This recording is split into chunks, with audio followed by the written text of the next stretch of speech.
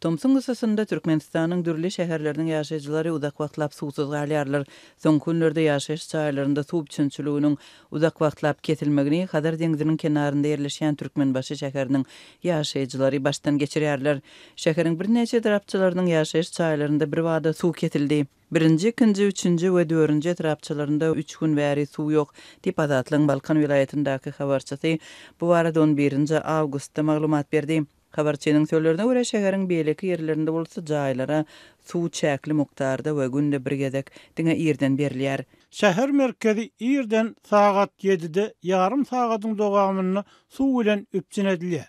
Suw üçinçiligi edarasy ýaşaýjylara çüýrük turwalar sebäpli bir näçe ýerde awariýanyň bolanlygyna aýdýar, diýip habarçy aýtdy. Habarçymyz bilen söhbetdeş bolan edaranyň hünärmenleriniň sözlerine görä köne metal turbalaryny häzirki zaman plastik turbalaryna çalışmak üçin çäre görülýär. Plastik turbalary dolulugyna çalışmak işlerine başlamak meýilleşdirilýär.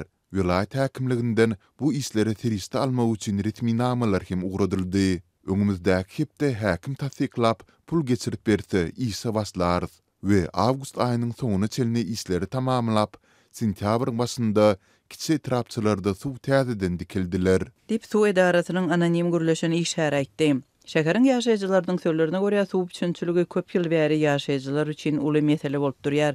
Köp gatly jaýlaryň ýaşaýjylary merkezleşdirilen suw üçinçiligine garaşly bolsa, golaýdaky ýylatly ýerleriň ýaşaýjylary suwy satyn almagy mejbur bolýarlar. Suw daşıyan avtologly suw getirmek 500 manada durýar diýip habarçymyz aýdýar. Bu Türkmenistanyň Merkez Bankynyň kursu boýunça tas 143 Amerikan dollaryna barabar bolýar. Habarçylar Rozal Türkmenbaşynyň 2 sany suw arasalyjy karhana we 3 sany suw basyş deszgasy tarapyndan suw bilen üpçünedilýändigini habar berdi. Şeýle-de olaryň maglumatlarynda deňiz suwlaryny arasalyjy deszgalaryň biri Awazanyň kurort meýdançasynyň töweregindäki ýerleri suw bilen üpçün edýär diýilipdi. Şunlar tutuş ýurtu boýunça suw ýetmezçiligi dowam edýär.